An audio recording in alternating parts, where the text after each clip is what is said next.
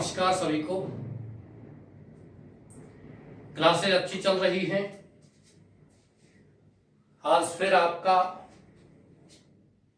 Teaching expert YouTube channel की online classes पर स्वागत है। आशा करता हूं आप सभी की क्लासेज बहुत अच्छी तरीके से चल रही होंगी। प्रिय विद्यार्थियों, आपका topic class 12th report writing चल रहा था और रिपोर्ट राइटिंग में आपके इवेंट और एक्सीडेंट चल रहे थे। आज उसमें फैक्चुअल डिस्क्रिप्शन देते हुए यहां अपन प्रारंभ करते हैं। फैक्चुअल डिस्क्रिप्शन में ही कल मैंने आपको प्रारंभ करवा दिया था काइट फ्लाइंग वाला। काइट फ्लाइंग का मतलब होता है पतंगबाजी, फैटल टू बर्ड्स, पक्षियों के लिए बहुत ही क्या होती है, घातक होती है, खतरनाक होती है। प्रिय विद्यार्थियों, पतंगबाजी करते करते हम ये भूल जाते हैं कि बहुत सारे इनोसेंट जो बर्ड्स होते हैं, पक्षी होते हैं, वो पतंग का जो तेज मांझा होता है उसके द्वारा हर्ट हो जाते हैं, चोटग्रस्त हो जाते हैं और उनकी मृत्यु तक भी हो जाती है। इसमें मैंने आपको कुछ लिखवा दिया था थोड़ा बहुत कि किस किस प्रकार से जो पतंगबाजी है ये लोगों का शौक रहा है पहले से ही और आज भी है और हमें इसका आनंद भी लेना चाहिए। लेकिन हमें उसका आनंद, पतंगबाजी का आनंद लेने के साथ साथ हमको ये ध्यान भी रखना चाहिए कि पक्षी होते हैं वो इनसे घायल हो जाते हैं और हमें उनका जो वेलफेयर है उसके बारे में ध्यान रखना चाहिए। प्रिय विद्यार्थियों, रिपोर्ट राइटिंग में आपका चल रहा था कौन सा, kite flying.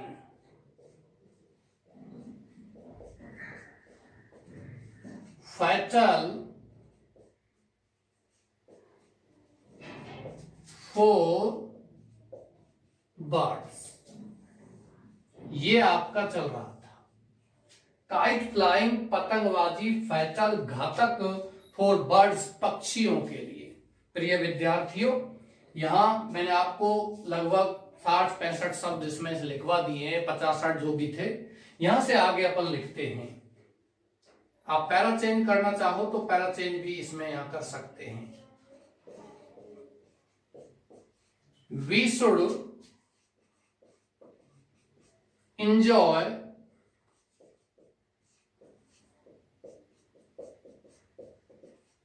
kite flying,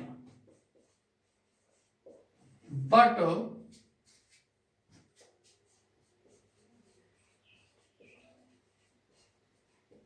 at the same time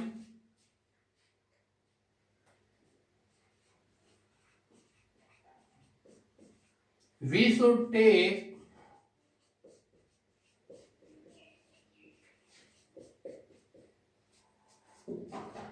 the welfare of birds in view also। प्रिय विद्यार्थियों, बिल्कुल धीमे अच्छे तरीके से आप इनको लिखते चलिए, समझते चलिए और मैं तो ये कहता हूं साथ साथ ही आप अपनी अंग्रेजी को कंप्लीट करते चलिए। आने वाले भविष्य में आपको अंग्रेजी, अन्य जो आपके ऑप्शनल सब्जेक्ट हैं, मैथमेटिक्स, बायोलॉजी, केमिस्ट्री, फिजिक्स, उनके अध्ययन में इंग्लिश आपको व्यवधान न डाले। इसी वजह से मैं आपसे ये बार बार कह रहा हूं, इंग्लिश को आप साथ साथ ही करते चलिए। आप जितना पढ़ते हो, जितना लिखते हो, 1, 2, 3 जितने भी यहां लिखाए जाते हैं रोजाना, उसको आप साथ साथ ही कंप्लीट करते चलिए। मैं 1-2 दिन में आपकी क्लास और लेता हूं अलग से, ये तो चलते रहेंगे। एक अलग से वीडियो और डाला जाएगा जिसमें आपको ट्रांसलेशन के कुछ नियम जो रूल्स हैं उनको मैं बताता हूं। 1-2 बच्चों के वो आए थे कि सर ट्रांसलेशन के रूल्स आप यहाँ आप 1-2 दिन में क्लास ले लीजिए। We should enjoy kite flying, हमें शुड एंजॉय आनंद लेना चाहिए काइट फ्लाइंग, पतंगबाजी का, बट लेकिन एट द सेम टाइम, उसी समय we should take the welfare, हमें शुड टेक इन व्यू, ध्यान रखना आपको यहां हिंदी ट्रांसलेशन करना है। We should take in view हमें विचारों में लेना चाहिए। व्यू माने विचार, दृष्टिकोण, हमें दृष्टिकोण रखना चाहिए, लेना चाहिए, विचार करना चाहिए। द वेलफेयर माने कल्याण, और बर्ड्स माने पक्षियों का, आल्सो माने भी। कुछ बच्चों का यह हो सकता है सर इन व्यू को आप यहां लिख सकते हो, बिल्कुल लिख सकते हो, आप लिख सकते हो we should take in view the welfare of birds also, ये भी आपका बिल्कुल सही है। लेकिन विशेषकर क्या होता है कि जो आपका मेन वर्ब है, उस मेन वर्ब के बाद हम यहां वेलफेयर ऑफ बर्ड्स, पक्षियों का कल्याण, ये दूसरे ऑब्जेक्ट है उसको लिख देते हैं। कर्ता, क्रिया और जो कर्म है आपका, इसको लिखना चाहिए, बजाय इन व्यू इसको बाद में लिख दें तो ज्यादा बेटर। यदि आपने टेक इन व्यू यहां लिख दिया तो भी आपका गलत नहीं है। यह बता रहा है कि हमें पतंगबाजी का आनंद लेना चाहिए, लेकिन उसके साथ साथ ही हमें यह भी दृष्टिकोण, विचार रखना चाहिए कि पक्षियों का कल्याण किया जाए।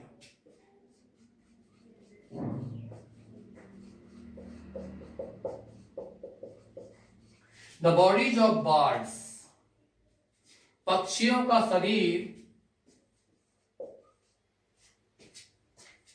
आर सॉफ्ट, कैसे होते हैं, कोमल होते हैं। Just as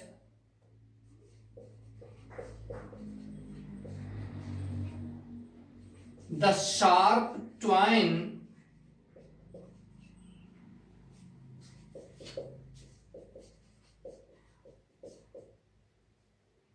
of the kite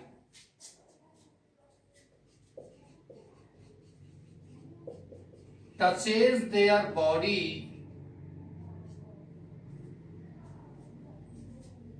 bodies लिख लीजिए,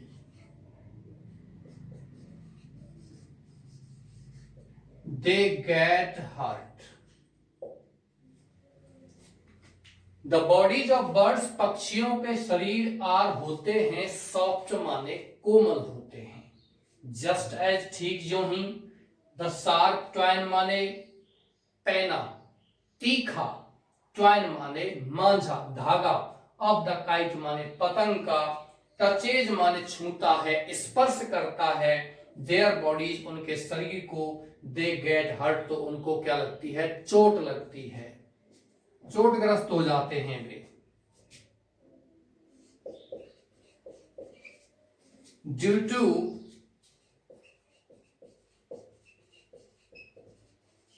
ओवर ब्लीडिंग, और ड्यू टू माने क्या होता है, के कारण, ओवर ब्लीडिंग माने अत्यधिक रक्तस्राव। ध्यान रखना प्रिय विद्यार्थियों, एक तो आपकी स्पेलिंग होती है ब्लड और एक होती है ब्लीड। ब्लड आपका रक्त, जो नाउन को इंडिकेट करता है, जबकि ब्लीड किसी वर्ब को इंडिकेट करती है। ड्यू टू ओवर ब्लीडिंग, अत्यधिक रक्तस्राव के कारण। ध्यान रखना, ब्लीड में तो हमने आईएनजी भी लगा दिया, but we do not apply ING in any noun, we apply ING, ED, D only in verbs because we transform the form of a verb by applying ing, ed and d। ed और d लगा करके हम किसी भी verb के रूप को बदलते हैं, ना कि हम किसी नाउन को बदलते हैं। ध्यान रखना, ड्यू टू ओवर ब्लीडिंग, अत्यधिक रक्तस्राव के कारण, दे डाई, वो मर जाते हैं। They do not have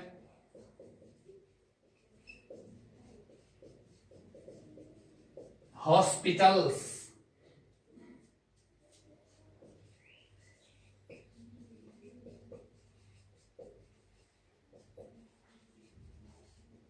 to go for the treatment, और they do not have, उनके पास नहीं है, हॉस्पिटल्स माने अस्पताल, टू गो जाने के लिए, फॉर द ट्रीटमेंट माने इलाज, इलाज के लिए जाने को उनके पास अस्पताल नहीं है। यानी कोई व्यक्ति जो ओवर ब्लीडिंग हो जाता है या फिर किसी को चोट लगती है तो उनके पास हॉस्पिटल्स हैं, अस्पताल हैं, और वो निश्चित रूप से अस्पतालों में जाकर के अपना इलाज भी करवा सकते हैं। लेकिन पक्षी कहाँ जाएं? पक्षियों के अस्पताल तो हैं, लेकिन उनको ले जाने वाले कौन हैं? होते हैं इंसान होते हैं, जबकि इंसान तो उनको क्या कर रहे हैं? काइट फ्लाइंग करते हुए उनको मार रहे हैं, खत्म कर रहे हैं। तो फिर वो कैसे अस्पताल ले जाएंगे उनको? और पता भी नहीं चलता कौन सा पक्षी उनके द्वारा काटा गया है, मर गया है। Hospitals to go for the treatment, इलाज के लिए उनके पास अस्पताल भी नहीं है। Birds are the important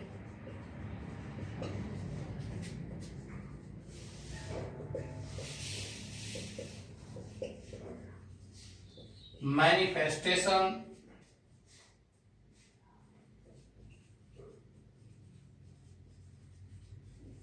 of environment। Birds पक्षी आर होते हैं द इम्पोर्टेंट महत्वपूर्ण मैनिफेस्टेशन। ये स्पेलिंग का ध्यान रखना आप। मैनिफेस्टेशन का मतलब होता है एक प्रकार का हिस्सा, अंग, भाग, प्रदर्शन। यानी कि पक्षी पर्यावरण का एक महत्वपूर्ण प्रदर्शन होते हैं, महत्वपूर्ण सजावट होती है पर्यावरण की। क्योंकि प्रकृति में जब पक्षी नहीं रहेंगे, पर्यावरण में पक्षी नहीं रहेंगे, तो फिर कुछ भी नहीं है। So it is our duty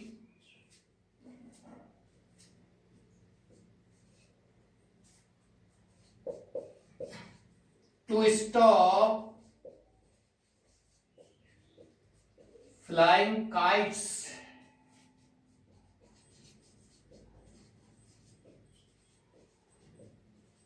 keeping in mind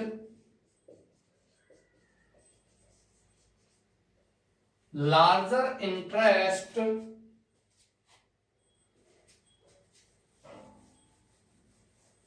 यहां से आगे लिखना, larger interest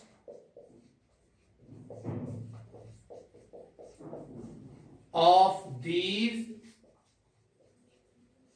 innocent creatures। कहने का मतलब इसमें यह है, इसीलिए ये हमारा ड्यूटी है, ये हमारा कर्तव्य है।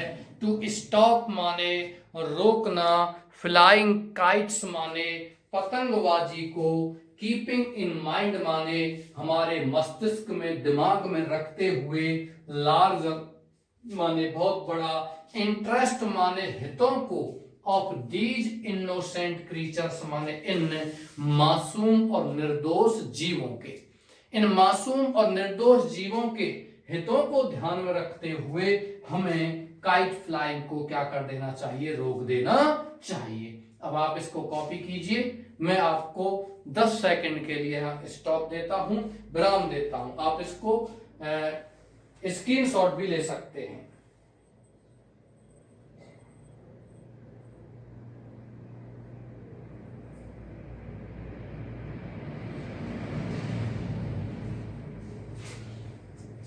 मुझे लगता है आपने इसका स्क्रीनशॉट ले लिया होगा, आराम से आप उसको बाद में उतार सकते हैं। प्रिय विद्यार्थियों, ये आपका रिपोर्ट राइटिंग चल रहा था, फैक्चुअल जो डिस्क्रिप्शन का, घटनाओं का।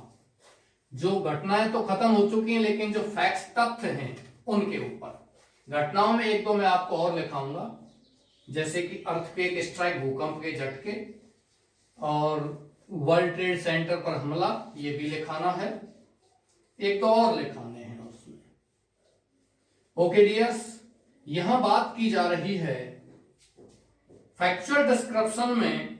अब मान के चलिए किसी विद्यार्थी का ये प्रश्न भी यहां हो सकता है कि सर ये kite flying fatal to birds, ये आपको अभी मैंने लिखा था, इधर ध्यान दीजिए, काइट फ्लाइंग फैटल टू और फोर बर्ड्स, पतंगबाजी पक्षियों के लिए घातक है, खतरनाक है। रिपोर्ट इसकी लिखाई है, कैसे लिखा है, यहां रिपोर्टर का नाम और नीचे आपने लिखना शुरू कर दिया स्थान वगैरह लिख करके।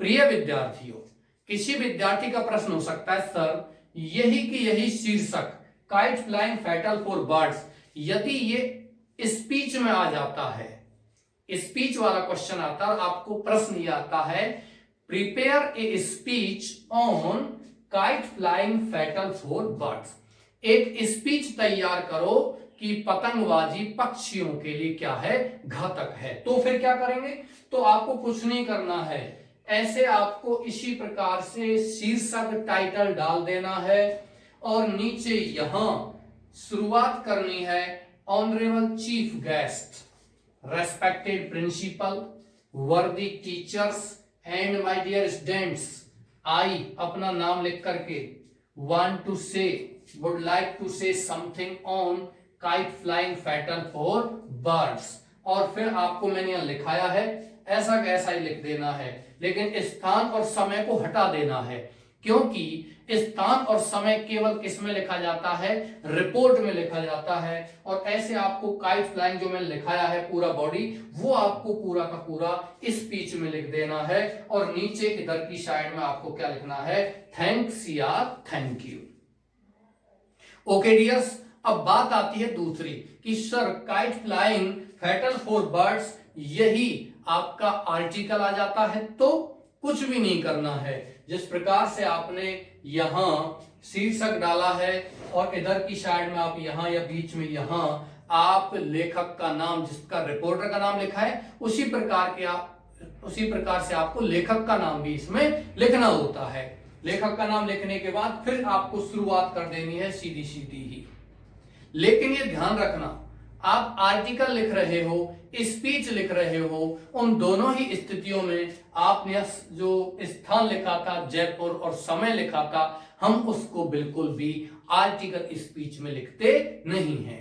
मान के चलिए मैंने आपको एक स्पीच लिखाया था, एक आर्टिकल लिखाया था the place of mother's in the home, परिवार में मां का स्थान, ये जो लिखाया था, और ये आपको आर्टिकल स्पीच नहीं आता है, ये मान के चलिए आपको रिपोर्ट आ जाती इस नाम की, तो आपको क्या करना है, वही शीर्षक डाल देना है और यहां नीचे रिपोर्टर का नाम और फिर आपको स्थान और समय लिख करके जो मैंने आपको लिखाया था the place of mother in the home, घर में मां का स्थान, वो ऐसा कैसा ही आपको लिख देना है। ओके डियर्स, आगे चलते हैं। अगला अपना थीम है, अगला अपना शीर्षक है women empowerment, WOMEN,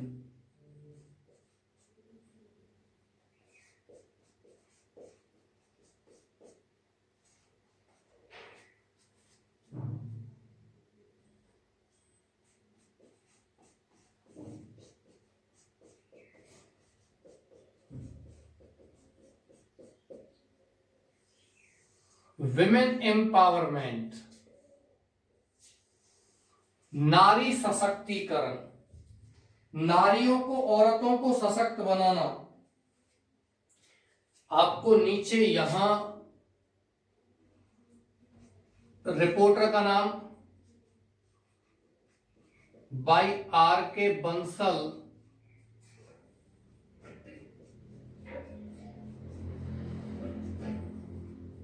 the reporter, यहां आपको लिखना है स्थान का नाम,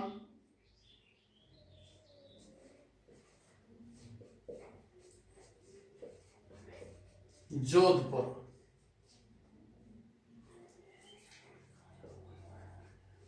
22 मई, मान के चलिए आपने लिख दिया। और भी आप समय लिख सकते हो, 8 मार्च लिख लीजिए, 8 मार्च, क्योंकि 8 मार्च को महिला दिवस मनाया जाता है। कोई भी समय लिख दीजिए, जब आपका एग्जाम आता है, जिस दिन इंग्लिश का एग्जाम लगता है, वो उसी दिन को आप लिख दीजिए। क्वेश्चन आता है आपको विमेन एम्पावरमेंट, रिपोर्ट लिखवाता है और रिपोर्ट में आपको समय देता है तो वो समय लिखना है, यानी जो तारीख आती है वो लिखनी है, अन्यथा जिस दिन आपका एग्जाम होता है उसी दिन की आपको तारीख लिख देनी है। विमेन एम्पावरमेंट का मतलब होता है नारी सशक्तिकरण, नारियों को, औरतों को सशक्त बनाना, उनको पावरफुल बनाना। बहुत समय पहले जब प्राचीन काल की स्थिति थी तब औरतों को एक श्रेष्ठ दर्जा दिया जाता था। संस्कृत के श्लोक में दिया हुआ भी है, जहां नारियों की पूजा होती है वहां देवता निवास करते हैं। उसी प्रकार से प्राचीन भारत में, ancient India, the position of women was sound. प्राचीन भारत में औरतों की स्थिति बहुत ही मजबूत थी, लेकिन बीच का जो मध्यकाल आया था उस काल में नारियों की स्थिति बहुत ही खराब हो गई थी, और फिर ब्रिटिश शासन आया था, तब उनकी पोजीशन थोड़ी सी बढ़ी थी। और आज हम देखते हैं कि नारियां, औरतें प्रत्येक क्षेत्र में अपना योगदान प्ले कर रही हैं। यहीं से हम अपना प्रारंभ करेंगे। जोधपुर 8 मार्च।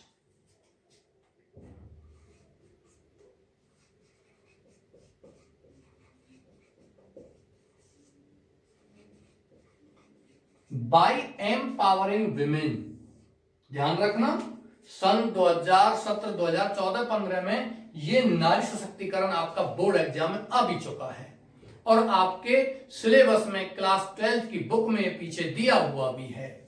बाय एम्पावरिंग विमेन, औरतों को सशक्त बनाते हुए, we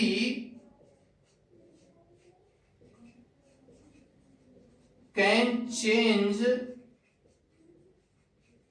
the face of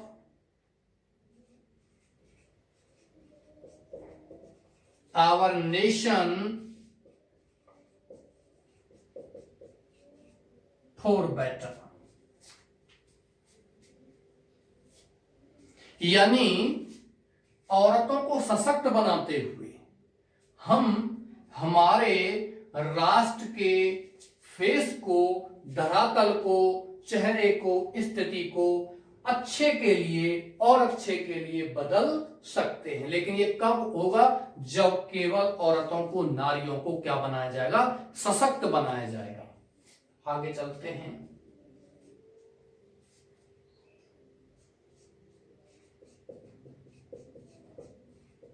article 15,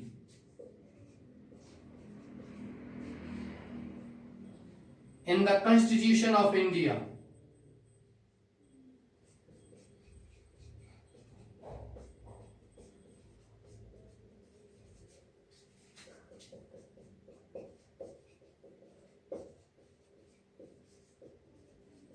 has given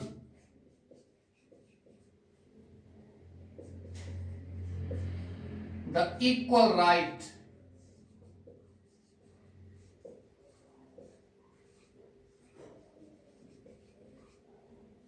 to men and women। पुरुषों को और नारियों को भारतीय संविधान, ध्यान रखना प्रिय विद्यार्थियों, ये WOMEN होता है, इसको वुमेन नहीं बोलते हैं, क्या बोलते हैं? विमेन। क्या बोलते हैं? विमेन। और एक होता है WOMAN, इसको बोलते हैं वुमन। वोमेन कभी नहीं बोलते हैं। The word is never pronounced as women, the word is always pronounced as women. Women empowerment. बहुत सारे ऐसे शब्द हैं जिनको हम बहुत समय से ही गलत प्रोनाउंस करते हुए आ रहे हैं। ध्यान रखना, धीरे धीरे आप प्रयास कीजिए और इसको ऐसे बोलते चलिए। हालांकि समय लगेगा, क्योंकि जिस शब्द को आप पिछले 10 वर्षों से लगातार बोलते ही जा रहे हो और अभी उसको एक साथ आप दूसरा शब्द बोलेंगे तो थोड़ा परेशानी तो होगी। लेकिन जब कभी भी आप इसको बोलते हैं और वोमेन बोलते हैं तो तभी आप ध्यान कीजिए कि ये शब्द क्या बोलता है? विमेन। तो धीरे धीरे आदत पड़ जाएगी।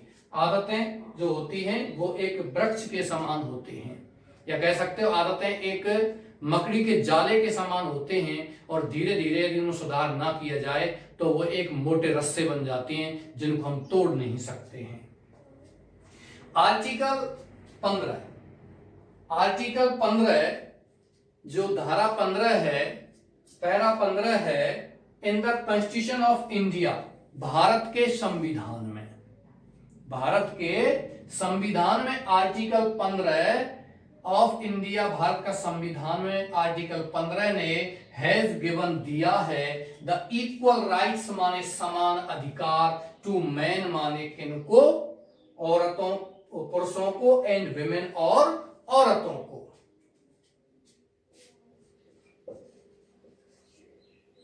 Today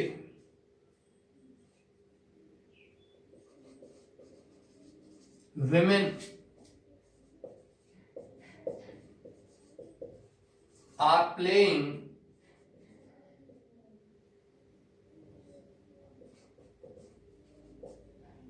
a vital role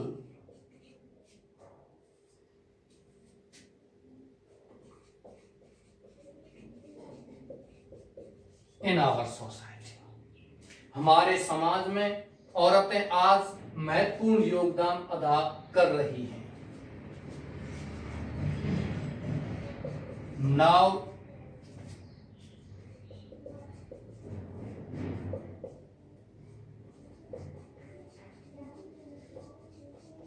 the birth of a female child, now अब the birth of a female child, एक बच्ची का जन्म in family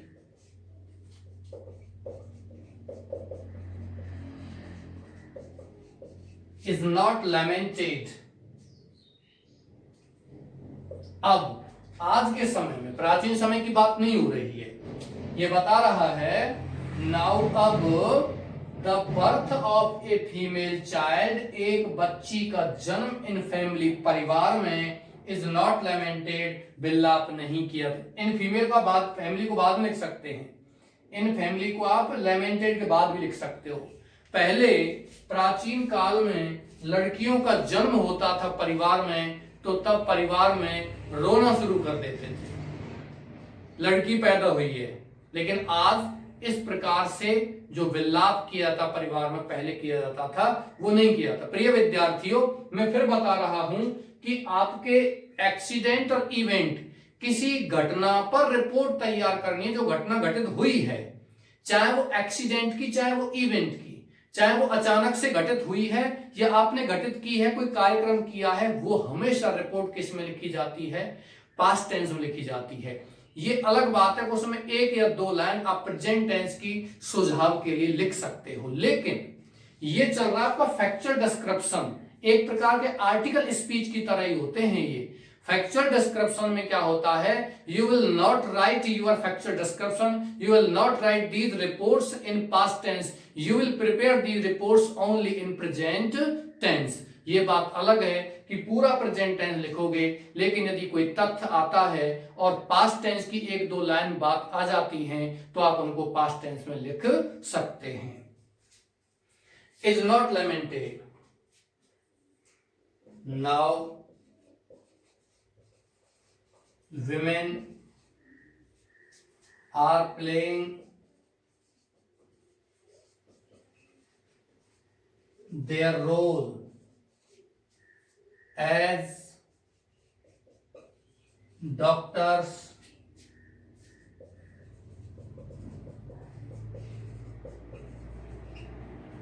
administrators, teachers,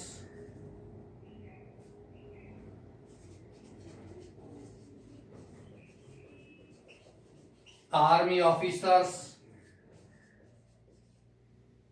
and even as engineers। प्रिय विद्यार्थियों, यहां तक आप इसको कॉपी कीजिए या आप इस वीडियो को पॉज कीजिए और पॉज करके आप इसका स्क्रीनशॉट ले सकते हो या उसको आराम से आप उतार सकते हो, कॉपी कर सकते हो। मैं इसका हिंदी और समझाता हूं। वीडियो को पॉज कीजिए और इसको आप उतारिए। हिंदियत की बात करते हैं देखिए एम्पावरिंग का मतलब होता है सशक्त बनाना, ताकत देना। ध्यान रखिए POWER पावर माने क्या होती है, ताकत, और EMPOWER एम पावर मान क्या होता है, ताकत प्रदान करना। ये आपकी क्रिया नहीं है, ये क्रिया है। आप इस POWER में ING नहीं लगा सकते हो, आप ING किसमें लगाओगे, EMPOWER, सशक्त बनाना।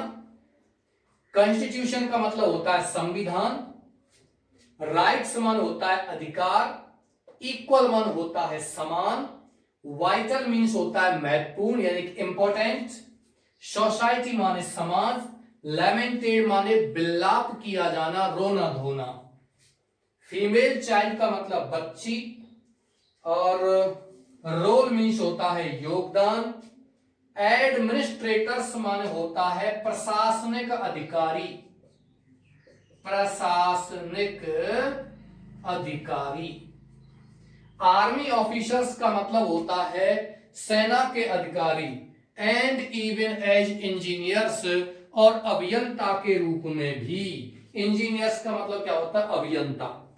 इवन माने भी, ध्यान रखना, एल्स माने भी, आल्सो माने भी, टू माने भी, इवन माने भी, लेकिन ध्यान रखना इन सभी का प्रयोग अलग अलग होता है। इवन का प्रयोग हम नेगेटिव रूप में करते हैं जब कोई भी व्यक्ति या कोई भी कार्य, किसी भी वस्तु को हम हमारे दिमाग में रखते ही नहीं हैं और यदि उसको फिर लाया जाए तो हम क्या कहेंगे, इवन। वो भी, यू टू, तुम भी, स्टैंड अप प्लीज, तुम खड़े हो जाओ। किसी दूसरे बच्चे से क्या कहेंगे, यू टू, तुम भी खड़े हो जाओ। लेकिन इवन का मतलब मैं भी, उसको, उस बच्चे को लगता है कि मुझे खड़ा नहीं होना है, मैंने तो कोई गलती नहीं की है, तो वो क्या कहेंगे, सर मैं भी खड़ा हूं। तो उसमें भी के लिए किसका प्रयोग करेंगे, इवन का प्रयोग करेंगे। मैं आशा करता हूं कि आपने इसको कॉपी कर लिया होगा, उतार लिया होगा। आप यहां से दूसरा फिर इसी को लिखना है पैरा चेंज करते हुए, पैरा चेंज करना है और दूसरा लिखना, मतलब यही लिखना है दूसरा पैराग्राफ में।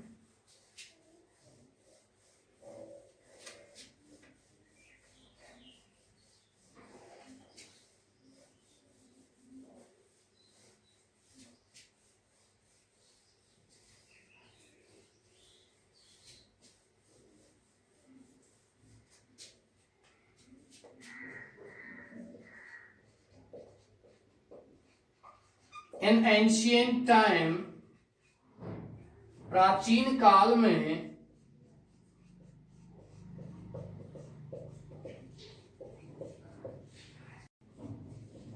The position of women was good.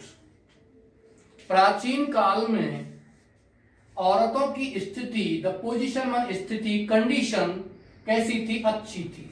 Ancient का आप लिख सकते हो इन ओल्डन टाइम, या फॉर्मरली, FORMERLY, फॉर्मरली का मतलब क्या होता है, प्राचीन समय में, भूतपूर्व में। द पोजीशन ऑफ वुमेन, औरतों की स्थिति, वॉज गुड, कैसी थी, अच्छी थी।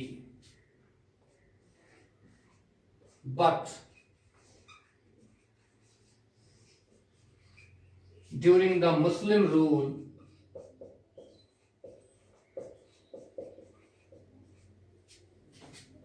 their position was not sound.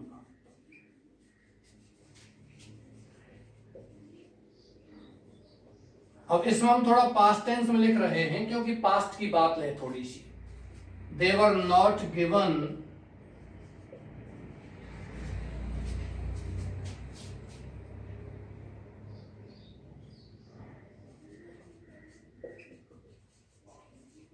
any rights.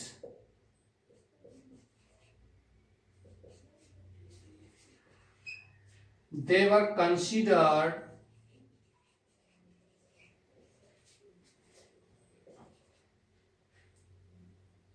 as things. उन्हें वर कंसीडर्ड, समझा जाता था, एज थिंग्स माने क्या, वस्तु समझा जाता था। मुस्लिम शासन के दौरान उनकी स्थिति साउंड मजबूत नहीं थी। बहुत पहले उनकी स्थिति मजबूत थी। गार्गी, मैत्रेयी ऐसी कुछ विदुषी महिलाएं हैं। विदुषी का मतलब विद्वान। विद्वान महिलाओं के लिए हिंदी शब्द आता है विदुषी, ध्यान रखना। कंसीडर्ड एज, एक बच्चे का वो आया था कि सर वो हिंदी के कुछ शब्द होते हैं जिनको हम जानते नहीं है कि उनका हिंदी क्या होता है, इंग्लिश क्या होता है, तो उनकी मैं लिस्ट डाल दूंगा किसी दिन। आपका जो व्हाट्सएप ग्रुप है उसी पर मैं उनकी लिस्ट डाल दूंगा, तो आपको हिंदी में काम आ जाएंगे।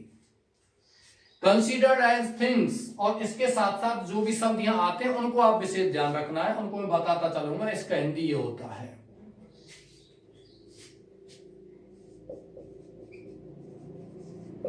During the British rule, British शासन के दौरान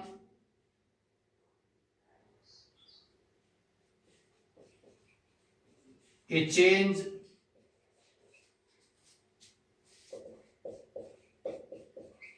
came into their position. During the British rule, British शासन के दौरान ए चेंज, एक परिवर्तन, केम आया, इनटू देयर पोजीशन, उनकी स्थिति में, उनकी स्थिति में एक परिवर्तन आया, यानी कि ब्रिटिश शासन के दौरान उनको अधिकार दिए जाने लगे, उनको शिक्षा प्रदान की जाने लगी, और जो पहले की चलती हुई प्रथाएं थी, कुछ गलत प्रथाएं, जैसे कि बात करते हैं यहाँ बाल विवाह प्रथा है, सती प्रथा है, ऐसी प्रथाओं पर रोक लगी थी। 1829 में सती प्रथा पर जो क्या कहते हैं रोक लगी थी राजा राम मोहन राय के प्रयासों से। उसके बाद फिर शारदा एक्ट आया था, उस शारदा एक्ट के माध्यम से बाल विवाह प्रथा पर रोक लगी थी। तो जो ब्रिटिश रूल आया था उस दौरान जो भारत में नारियों की स्थिति थी वो सुधरी थी।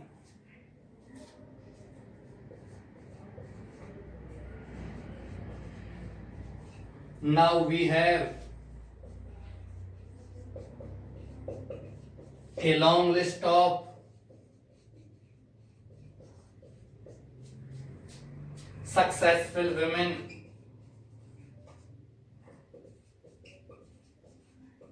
in India as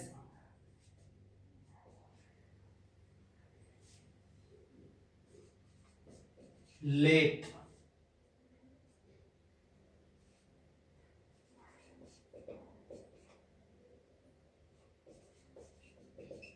Shrimati Indira Gandhi,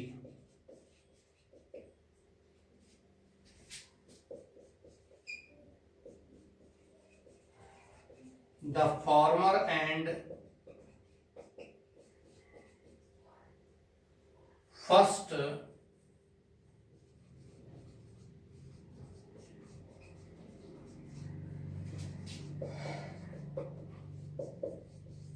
woman prime minister in India. Comma लगाइए।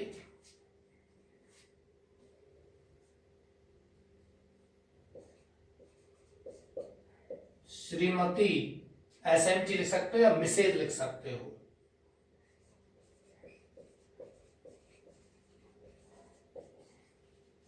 Vasundhara Raje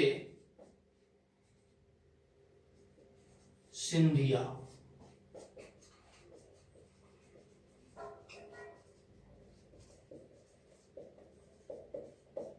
the former chief minister of Rajasthan,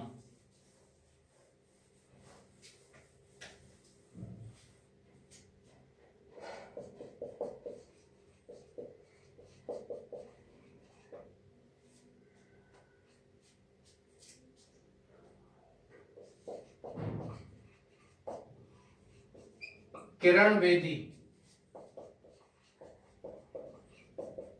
the first IPS officer, the first woman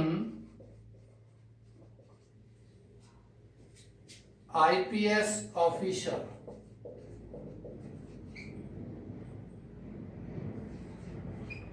etc. मैं थोड़ा सा इंडियन करा देता हूं, फिर बात करते हैं। नाउ अब we have long list of successful women in India. हमारे पास भारत में सफल महिलाओं की लंबी सूची है, जैसे कि लेट श्रीमती इंदिरा गांधी। लेट मान होता है स्वर्गीय, ध्यान रखना प्रिय विद्यार्थियों। लेट का मतलब क्या होता है? स्वर्गीय, यानी कि जो अब इस दुनिया में नहीं है, उसमें लेट शब्द का प्रयोग करते हैं। दूसरा है the former and first woman prime minister in. Bharat में फॉर्मर माने भूतपूर्व और फर्स्ट प्रथम, वुमन प्राइम मिनिस्टर माने महिला प्रधानमंत्री इन इंडिया, माने भारत में प्रथम महिला प्रधानमंत्री हुई थी। दूसरा है Shrimati Vasundhara Raje Scindia, the former chief minister of Rajasthan. Kiran Bedi, the first woman IPS officer ETC. ये पॉलिटिशियन हैं, ये ऑफिसर हैं जो महिलाएं हैं, सक्सेसफुल वुमेन हैं। यहां बात की जा रही है हॉलीवुड की बात कीजिए, बॉलीवुड की बात कीजिए, क्रिकेट की बात कीजिए, और खेलों में हम बात करते हैं तो भी खेलों में भी बहुत महिलाएं हैं जो सफल हुई हैं भारत में ही। रेसलिंग की बात करते हैं, कुश्ती में भी जो एक पहले से ही एक डोमिनेंट माना जाता था, मैन डोमिनेंट खेल माना जाता था, पुरुष प्रधान खेल माना जाता था पहले, और आज भी माना जाता है कि कुश्ती जो है वो केवल पुरुषों का ही खेल है, लेकिन उसमें भी महिलाएं आगे हैं। गीता और बबीता फोगाट जो महिलाएं हैं वो एक सक्सेसफुल वुमेन है, सक्सेसफुल रेसलर है इन इंडिया, भारत में। और इसके अलावा हम बात करते हैं तो एस्ट्रोनॉट के क्षेत्र में, अंतरिक्ष के क्षेत्र में, वैज्ञानिक पदों पर, पॉलिटिशियन, राजनीतिक, और बात करते हैं तो आर्मी में जो ऑफिसर्स हैं वो भी सफल महिलाएं हैं। अभी 3-4 जो महिलाओं का ग्रुप है वो नेवी की जो महिलाएं थी वो पूरा विश्व का चक्कर लगा के आई हैं, तो वो सफल महिलाएं हैं। First woman IPS officer etc. No one can forget.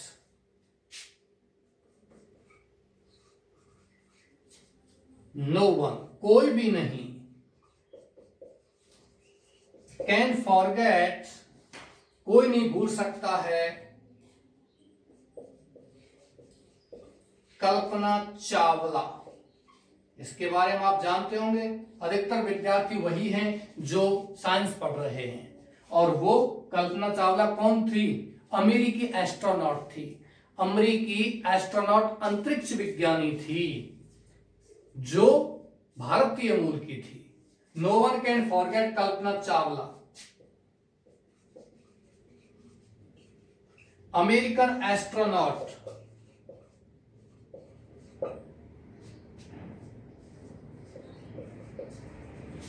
Of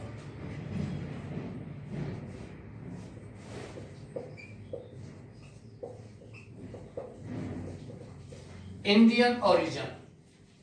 Indian origin का मतलब होता है भारतीय मूल की, अमेरिकी एस्ट्रोनॉट, अमेरिकी अंतरिक्ष यात्री कल्पना चावला को कोई नहीं भूल सकता।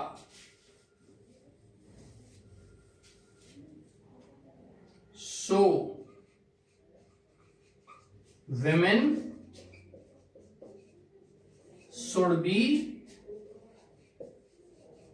respected and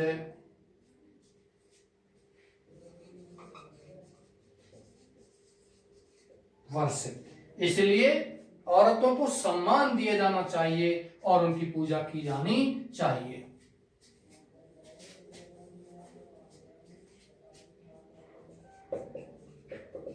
In this age,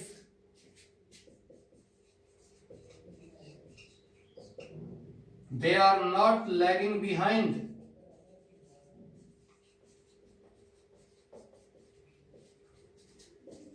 From men.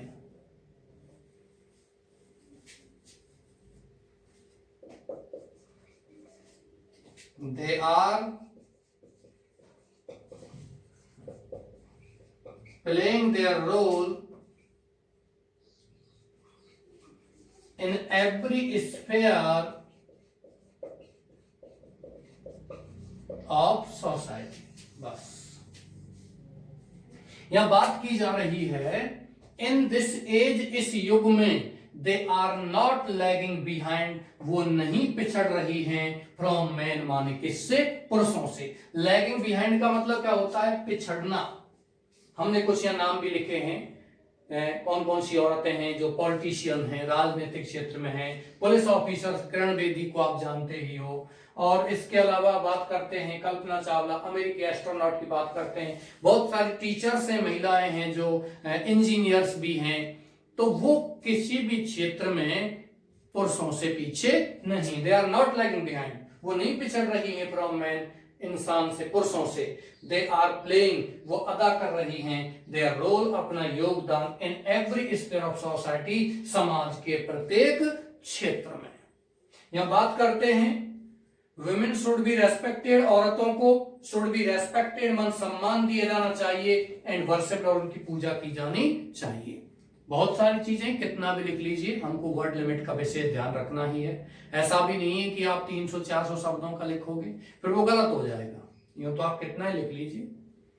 Okay dears, आप इसको कॉपी कर सकते हो, उतार सकते हो। वीडियो को पॉज कीजिए और पॉज करने के बाद इसका स्क्रीनशॉट लेकर के आप इसको बाद में उतार सकते हो।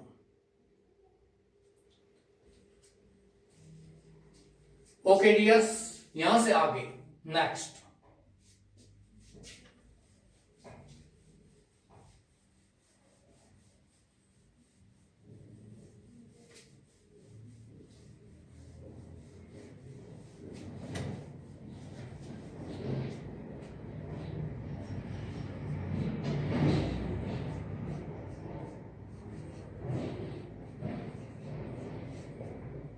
प्रिय विद्यार्थियों, विशेष ध्यान रखना है, ये जो अगला पॉइंट है, थीम है, ये थीम आपको विशेष ध्यान रखना है, क्योंकि ये अपना योगदान बहुत अच्छे तरीके से प्ले कर रहा है।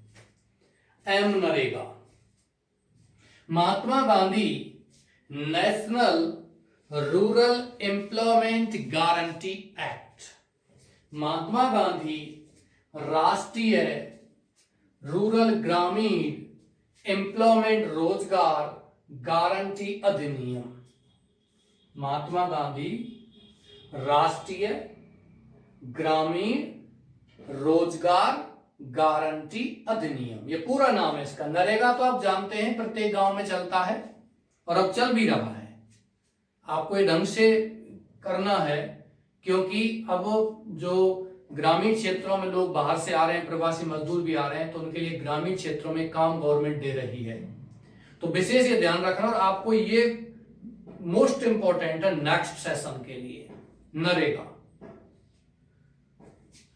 इस पर रिपोर्ट तैयार करनी है। नरेगा क्या है, फैक्चुअल रिपोर्ट ही तैयार करनी है।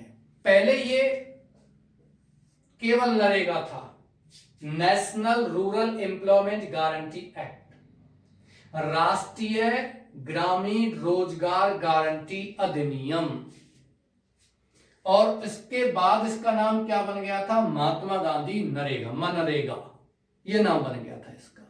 तो इसमें कब ये नरेगा प्रारंभ किया गया था, और प्रारंभ करने के बाद कब इसको महात्मा गांधी नाम दिया गया था, फिर इसका क्या कारण है, क्या प्रदान करता है, ये प्रत्येक नागरिक को ग्रामीण क्षेत्र में 100 दिन के काम की गारंटी प्रदान करता है।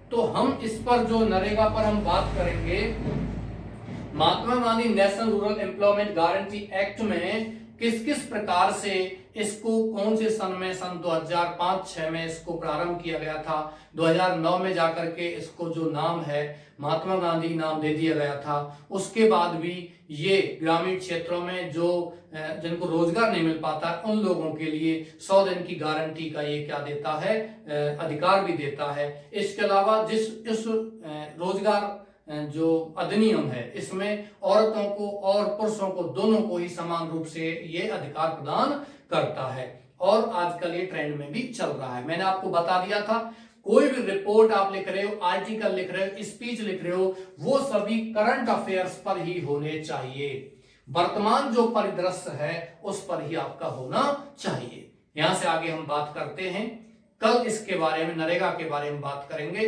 कल ही इसको लिखाऊंगा। आज के आपके दोनों जो क्या कहते हैं विमेन एम्पावरमेंट, जो भी यहां मैं लिखा रहा हूं, एक एक आपका आर्टिकल, स्पीच, रिपोर्ट, लेटर, एक एक बहुत महत्वपूर्ण है। अब विशेष ध्यान इसको रखना है। मैं आशा करता हूं आपकी क्लासेज बहुत अच्छे तरीके से चल रही होंगी और आप भी इन क्लासेज का विशेष ध्यान दें। इसी के साथ मैं आज की क्लास यहां समाप्त करता हूं। Thank you very much.